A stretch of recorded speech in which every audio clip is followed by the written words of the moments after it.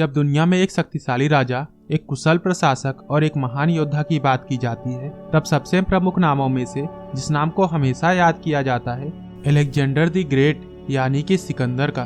तो हमारी आज के वीडियो में हम सिकंदर के इतिहास से जुड़ी बहुत सी रोचक बातों के बारे में आज के वीडियो में चर्चा करेंगे।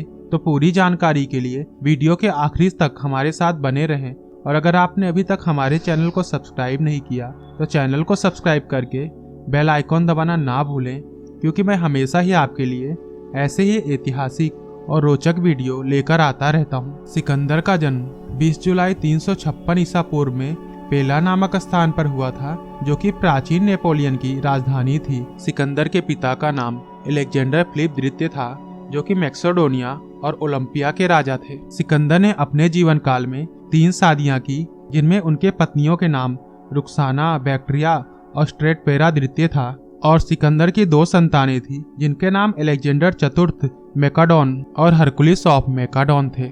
सिकंदर को बचपन से ही गणित, विज्ञान, दर्शन शास्त्र, घुड़सवारी और धनुष विद्या में काफी ज्यादा रुचि थी। इसीलिए उनकी काफी कम उम्र में ही इन सभी क्षेत्रों में उनकी शिक्षा की व्यवस्था उनके पिता ने कर दी थी। उनके जीवन में उनके प्रथम गुरु द स्टर्नल लियोनार्डास ऑफ एथिरूस थे और मात्र 13 वर्ष की आयु में ही उनकी शिक्षा दुनिया के सबसे महान दार्शनिकों में से एक एरिस्टोटल से हुई थी, जिसे कि हम अरस्तु के नाम से भी जानते हैं। और ऐसा माना जाता है अरस्तु ही वह व्यक्ति थे जिसने कि सिकंदर के दिल में विश्व विजय की इच्छा जागृत की।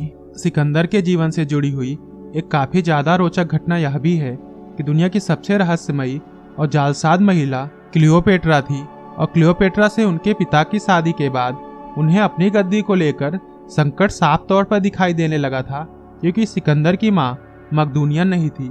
इसलिए सिकंदर को हमेशा ही आधा मकदूनियन कहा जाता था। जबकि क्लियोपेट्रा पूरी तरह से मकदूनियन थी, तो उसकी होने वाली संतान ही मैक्डोनिया के नियमों के हिसाब से मैक्डोनिया की गद्दी की असली वारिस होती।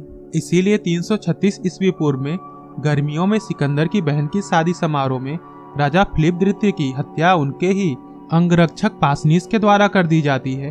और भागने की कोशिश के दौरान पासनीस भी मार दिया जाता है, जिसके बाद सिकंदर अलेक्जेंड्रिया की सेना को एकत्रित करके अपने आप को वहां का राजा घोषित कर देता है। कई इतिहासकार यह भी हमेशा आरोप लगाते रहते हैं कि राजा फिलिप द्वितीय की हत्या की साजिश सिकंदर और उनकी मां ओलंपिया ने ही रची थी। सिकंदर ने सत्ता संभालते ही अपने राजवंश के सभी प्रतिद्वंदियों की हत्या करवानी शुरू कर दी, जो कि उसके और उसके गद्दी के बीच में आ सकते थे, जिसमें कि सबसे पहला नाम उसके चचेरे भाई आमिनटस का था। और उसके बाद उसने क्लियोपेट्रा की बेटी की भी हत्या करवा दी। और इतिहासकार ऐसा भी मानते हैं कि क्लियोपेट्रा को भी आत्महत्या करने के लिए सिकंदर ने ही मजबूर किया था। अपनी मृत्यु के समय 323 ईस्वी पूर्व तक वह पूरी दुनिया की आधी से ज्यादा जमीन पर कब्जा कर चुका था, ऐसा प्राचीन ग्रीक के लोगों का मानना था। लेकिन आज हमें पता है कि वह क्षेत्र मात्र दुनिया के कुल क्षेत्रफल का 15% ही था। भारत आने पर सिकंदर का सामना उस समय के सिंध के शासक राजा पुरु से हुई, जिसे कि हम पोरस के नाम से भी जानते हैं।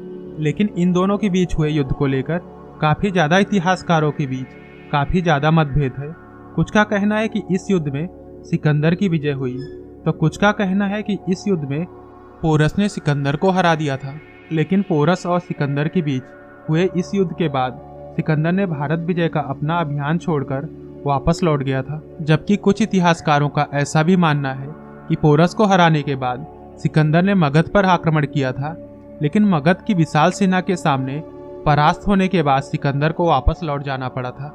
सिकंदर को बाल्कन में विद्रोह दबाने और अपनी वीरता और सूझबूझ से विजय हासिल करने के लिए भी याद किया जाता है। और मात्र 33 वर्ष की आयु में ही दुनिया भर में अपना इतना बड़ा साम्राज्य फैलाने के बाद 323 ईसा पूर्व में अपने देश वापस जाते समय बेबीलोन में तेज बुखार और टाइफाइड के कारण इस महान योद्धा की मृत्यु हो जाती है। ऐसा माना जाता है कि जब सिकंदर की मृत्यु हुई थी तो उनकी अंतिम इच्छा थी कि जब उनकी अर्थी निकले तो उनके दोनों हाथ अर्थी के बाहर रखे जाएं, जिससे पूरी दुनिया को यह पता चले कि जिस सिकंदर ने पूरी दुनिया पर विजय हासिल की थी वह अपने आखिरी समय में खाली हाथ ही गया था। तो यह थी कुछ जानकारी सिकंदर के बारे में। तो अगर आपको हमारी वीडियो पसंद आई हो तो वीडियो को लाइक, कमेंट और शेयर करना ना भूलें। मिलते हैं हमारे अगले वीडियो में। तब तक के लिए जय हिंद, वंदे मातरम।